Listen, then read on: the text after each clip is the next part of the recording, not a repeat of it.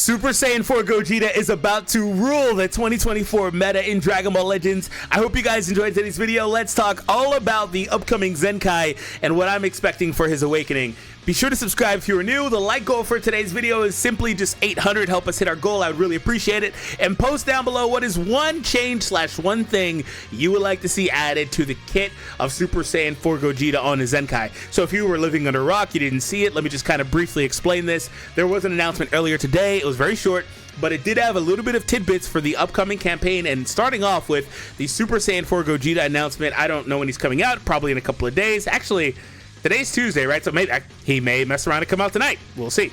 Anyway, the point is, he's getting a Zenkai Awaken. They also are going to be doing a campaign this month for Dragon Ball GT. There was also a throwaway line in that video from Toshi that I'm not sure was even on the Japanese version, but he did say there are also plans to drop more GT characters throughout this year, basically, outside of this campaign. So it appears GT is probably getting that Universe Survival treatment. If you don't know what happened last year, Universe Survival starts the year with Android 17. They come back several times throughout the year with Universe Rep characters like Hit, Ultra Hit, the Revival Goku, Roshi, those characters, the anniversary hits, we get those characters, and we all the way come full circle with the Legends Festival getting more releases, and all the while there was fun stuff like, you know, UI Goku Zenkai. So GT may be slated for something similar.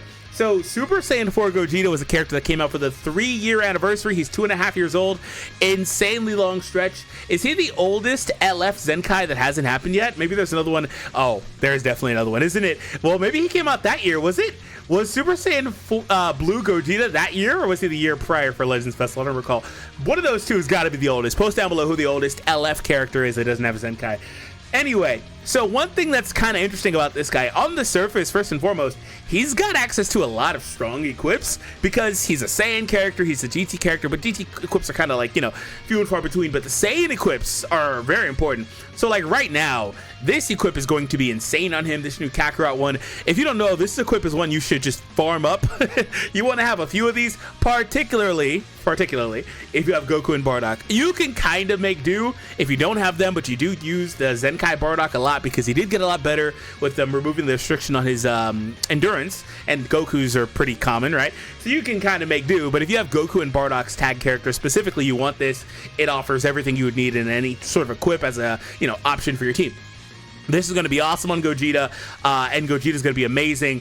And I want to talk about one change I would love to see on him because it's really going to help him out. We'll see if they give it to him. I don't know, but we'll see. But Gogeta, I believe, was the first character that got this new style of platinum equip. So he's not the first character with a platinum equip in the game. That would go to Beerus, something like that. Anyway, but he was the first kind that did get these passives in slot 3. It's funny because a lot of the equips are kind of whatever, honestly, in hindsight. Like a lot of them are just kind of whatever, like for these LF characters that they've gotten that have this new style. But it is good because multiple things happened here. He picked up inflicted damage. He got 35% to all of the major stats, and then health for 15%. So that's good. There's not much that he's missing here. Only other things will be like crit, key recovery, special move, but he's got basically everything you would need. But the slot 3 is the most important thing, and that's one of the things that's going to be insane in this current meta we're in. Revival Disruption increases Dragon Balls by 2 and damage by 50%. Inflicted, cannot be stacked. It would have been amazing if this also said can't be canceled. If he came out today, if this came out today anyway, I would have to imagine it would say can't be canceled. Anyway, the Dragon Balls is insane there. So let me just say this: Revive, Disruption, Revive, everything centered around Revive is something that they've still played very, very safe with in the game. They don't drop very many Revive characters all too often. In fact, it was kind of weird to see this year that they gave us like 2 of them, right? They gave us 2, maybe 3, but 2. Anyway, yeah, look at the other Revive characters. No, they gave us 3 Revive characters this year. By the way, they're all green. My God. But look at the other ones. The other ones are like years old. Gohan came out, Super Saiyan Gohan came out when Gogeta came out, just like a couple weeks later, things like that. Like, these characters are mega old, and they gave us 3 Revive characters this year. So what that has done is these first 4 characters are actually still really relevant in the meta right now, particularly this first one. Gogeta / Pikkon is super duper relevant in the meta right now. Piccolo is also really relevant. Goku is he's kind of relevant, but not like the most. Frieza, same type of deal. You see him every now and again. But the point is that there are Revive characters in circulation, where when that came out, they were kind of in circulation, but not really, because Cell had kind of fallen off. Green Gohan was whatever. Frieza was around a little bit. Goku was always whatever, to be honest.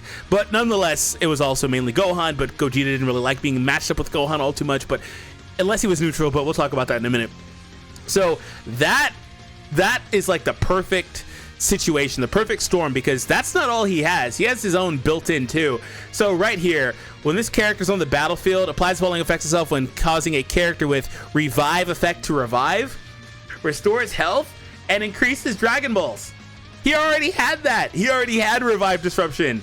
And again, there are not very many revive effects or revive disruption effects. There's still only one anti-revive character in the game. So revive is really interesting right now.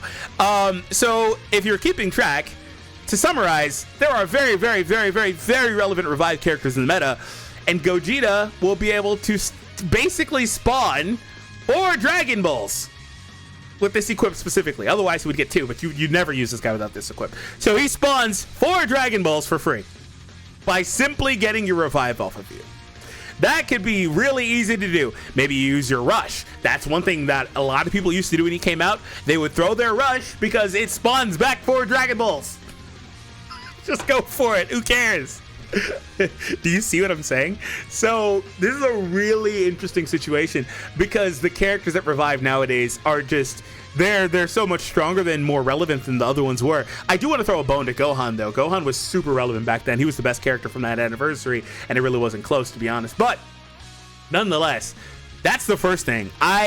So I said all that to say that regardless of what they give him simply getting minor changes and a stat upgrade is on the table, by the way. I'm not sure how much they truly give him, but if he even got minor stat upgrades and things like that, that's not what I want. But I think that with that Dragon Ball spawning ability, he becomes super relevant. Also because he's a Saiyan character, he's also a fusion warrior, he's a green character, so like he could get kind of screwed on this team. I think Pikkon has some mechanics that make him want to be on movies, but who cares? You can just use him here instead. He might get screwed on this team. There's also a decent chance he winds up just being benched for Pikkon. You know what might happen? Is that it might be a situation where Pikkon, Gogeta, and Super Saiyan 4 Gogeta are both on your team, and you bring them situationally into different matches. That may be what happens. There's multiple avenues that this could wind up happening, but on the surface though, Super Saiyan 4 Gogeta is super versatile, has a lot of options. So again guys, remember to hit that thumbs up and subscribe. We're not done, but I just want to throw a quick reminder. I do appreciate all your support. Again, Happy New Year, all that fun stuff. Let's dive into the kit. So to answer my own question, post your comment down below. I'd like to see what you guys have to say, and I may come back and do a reaction based on your comments down below, so be sure to post them. To answer my own question, revive, or not revive, oh my goodness, if he got revive, Jesus. No, endurance. Endurance is the one thing I thought he really, really, really would have liked to have when he released. And honestly, if he comes out today, I bet he gets it. I bet they give him endurance if he comes out today. Now, they don't like to make changes like that, where they're giving characters mechanics like that on Zenkai Awakens, but there is a precedent. Very rarely do they give characters that caliber of a skill on a Zenkai Awakening, but there is a precedent. I'll find him eventually. He's in here somewhere. You know what I'm talking about. I actually really enjoyed using him. It was a nice boon, a nice resurgence to use him. Here he is. This guy on Zenkai. Where's the Zenkai? There it is. On Zenkai, picked up endurance. There is a precedent. And every now and again, the devs show immense favoritism for a character or two and give them crazy shenanigans stuff that they probably shouldn't have on their Zenkais, that makes them really, really strong and really relevant. All the while, they're trying not to make Zenkais the main dominant force in the game, and they've done a great job of shifting that focus away from Zenkais in the last couple of years. So endurance is the first thing I would like to see on him. Other than the cookie cutter, he needs more damage, he needs more defense, all that stuff. Also, I don't really know how much I like his flat defense now, and I don't think it's aged all too much or all that well, because he had the mechanic where he gets hit once and it kind of falls off, but he had some still, but it wasn't enough. So we're going to kind of just talk about that now. So diving into the kit here, The main ability, draws the ultimate, restores health and ki, nullifies own unfavorable element factors. I think he was the first character that had defensive neutrality as well. I think he introduced that mechanic, right? Where he picked up the defensive neutrality where, you know, you get it, but only for when you're taking hit for sustained damage. But that's not this. This is just flat neutral. That's why I said, like, he could get Gohan because he could just pop his main and he would be fine back in their day, right? Increase his own draw speed by 1 level for 20 counts. So draw speed level, ultimate draw, neutral, health, and ki. That's 5 things. That's pretty good. I would like to, honestly, I wouldn't be surprised if this flat out just doesn't change. Maybe the length of this stuff changes to 30 counts or 25 counts. But I would like to see that draw speed just be permanent. Or something like 60 counts for the draw speed and 25 or 30 for the neutral. That's fine too. Or they can even give more damage here. I would not be opposed to more damage there. Applies falling effects itself when the battle starts. 60% damage inflicted. Oh my. Oh my. Oh my. Let me just pull up the most recent LF character. One of the most recent. Let's just see where they are. I don't want to pull up a tag character. Let's pull up Beast. Let's just, and this is not even like his transformed state.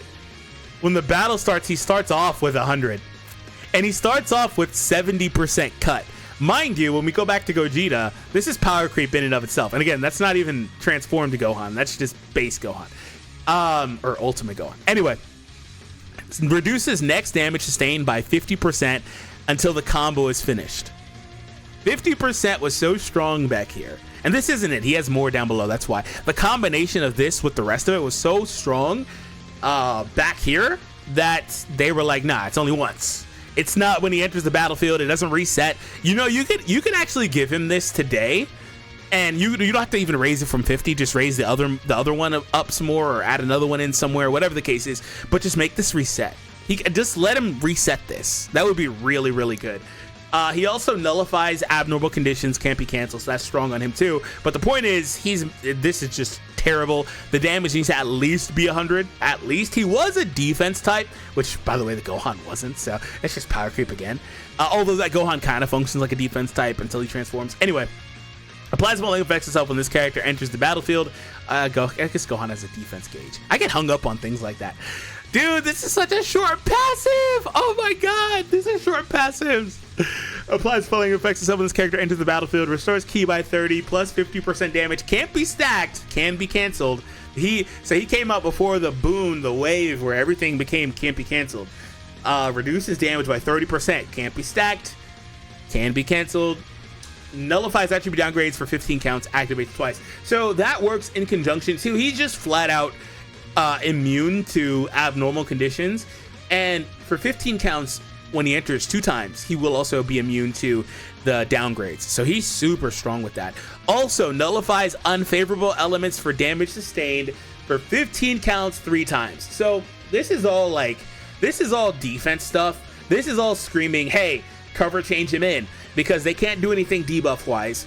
He'll be neutral and he'll cut the hell out of the damage, particularly if it's the first cover change. Right? So there's that. That's not even like specifically when he cover changes. It's directly when he enters the battlefield and when the battle starts. That's way better than needing to cover change, because if it's a cover change proc, that means they could drop the combo and it wouldn't trigger. So this is really, really strong on him, or at least it was anyway.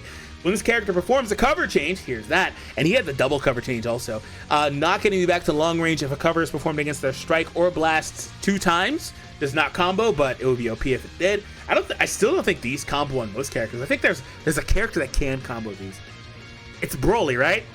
There's Ultra Broly. I think there's one more though, but these don't really combo. So that's still like something that they've held firm on all these years later.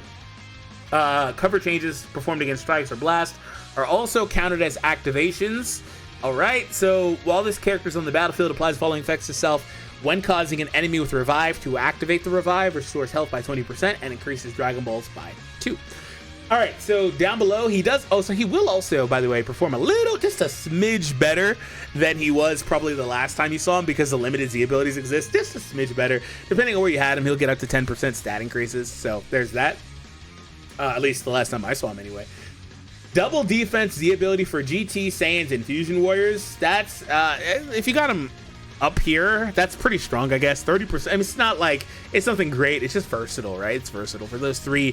Very well, GT will probably be this year a very good tag, but those good tags overall. His held arts cards do strike damage up, plus 20% strike damage inflicted, blast damage up for blast cards as well. His strikes have blast armor. The bluff Kamehameha is really, really strong in him, and I really liked the blue card too. Applies falling effects itself upon activation, restores ki by 50, plus damage inflicted for 15 counts, 20%. Also nullifies cover changes right here on the green card. The falling effects occur on hit. Destroys all of your enemy's cards, cancels their attribute upgrades 2 times. Combos into anything.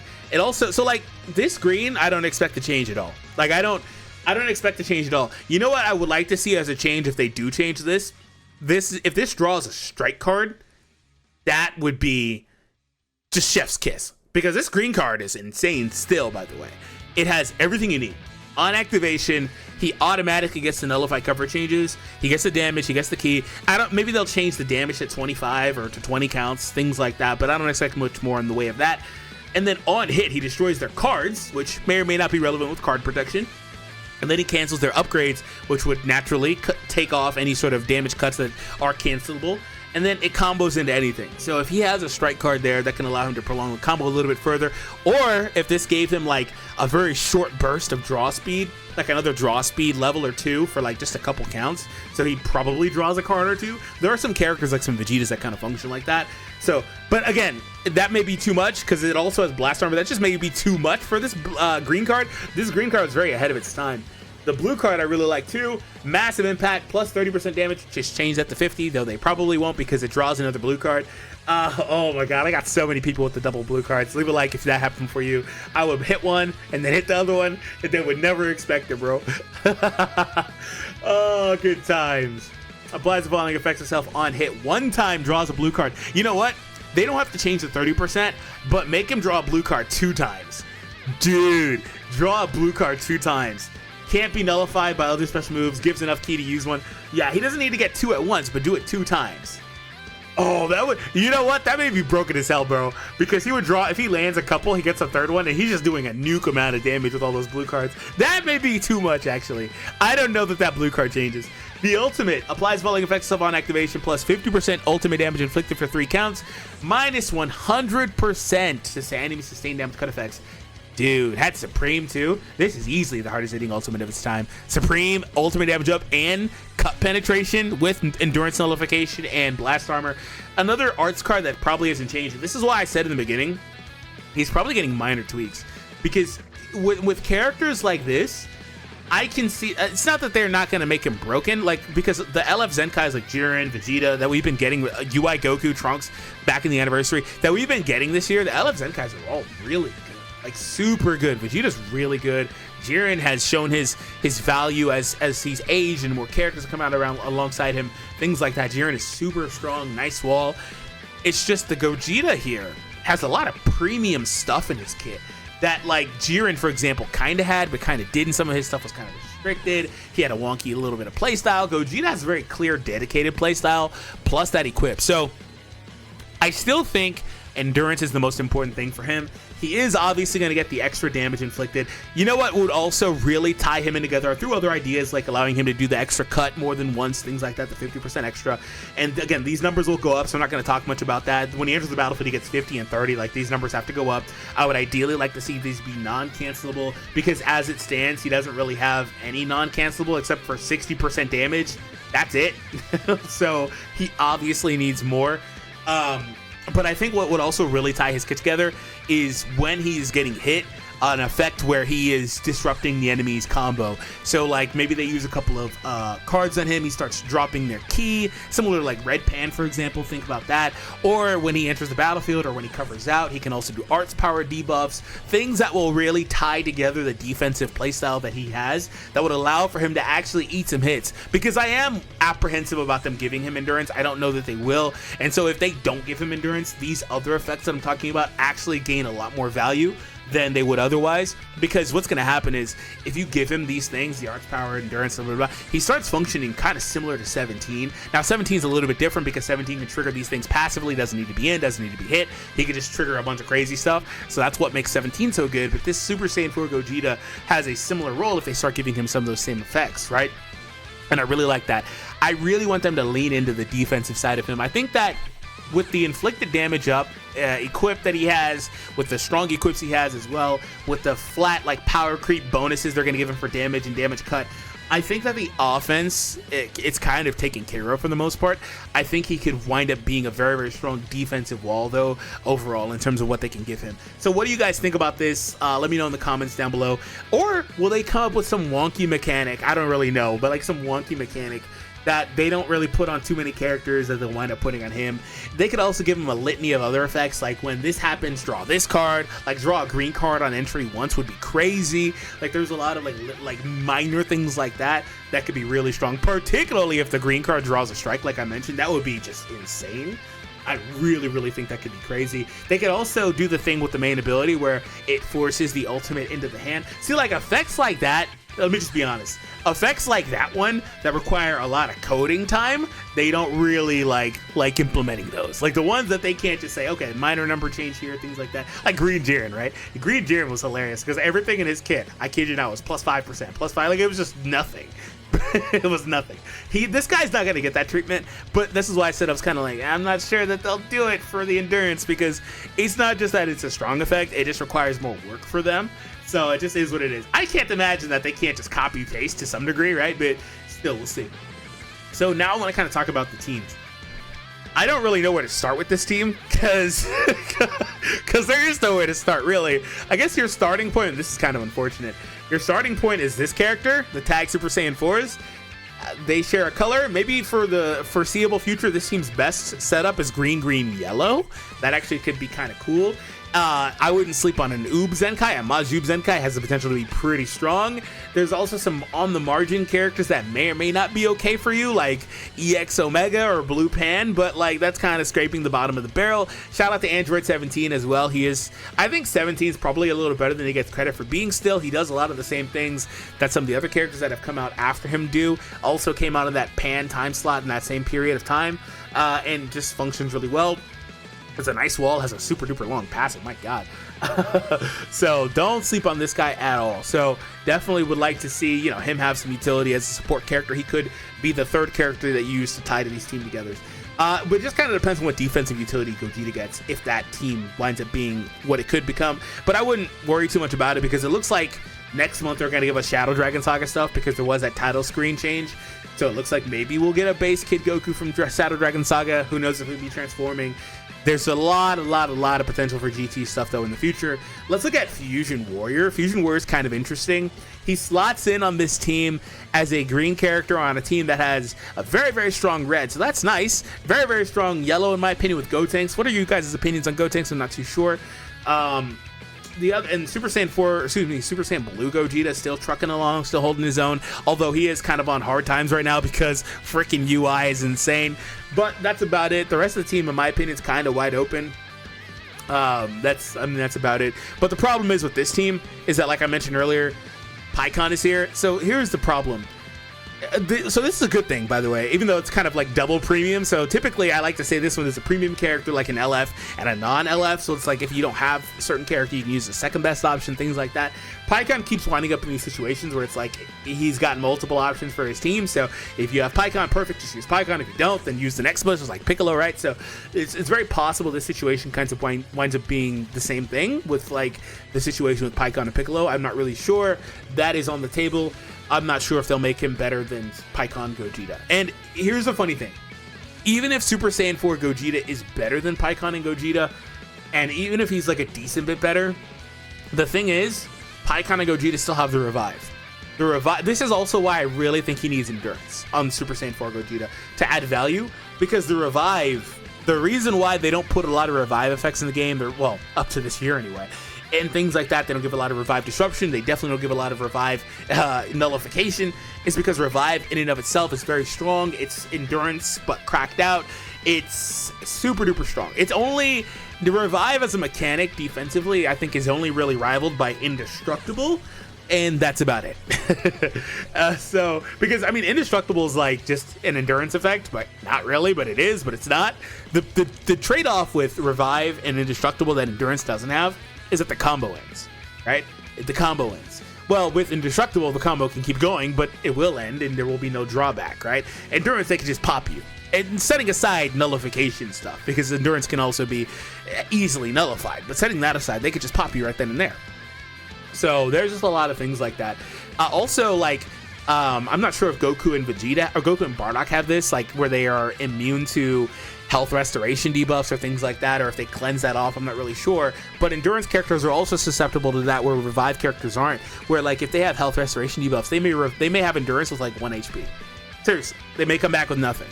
So that's kind of the thing. So, like, even if he's better, I'm not really sure if it's worth it, because the revive effect is strong.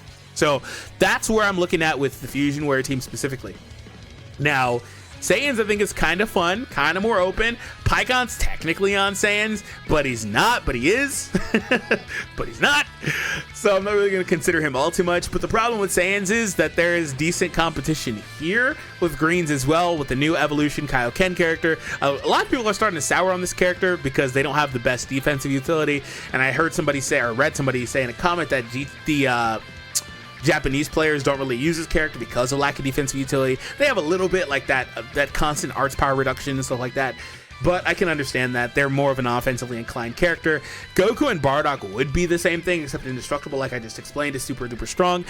There's a possibility that the best team either includes Gogeta or it's one of these characters instead of Gogeta, depending on composition, whether it's melee or ranged. Gogeta's versatile because he is a character that I think holds 1-in-1. He's a defense type, doesn't really have much of a focus. Defense types typically skew a little bit more towards strike attack in their stats, while supports skew a little bit more towards blast, but it doesn't really matter a ton, particularly because, like I said, I think he's giving you 1-in-1 for arts card held.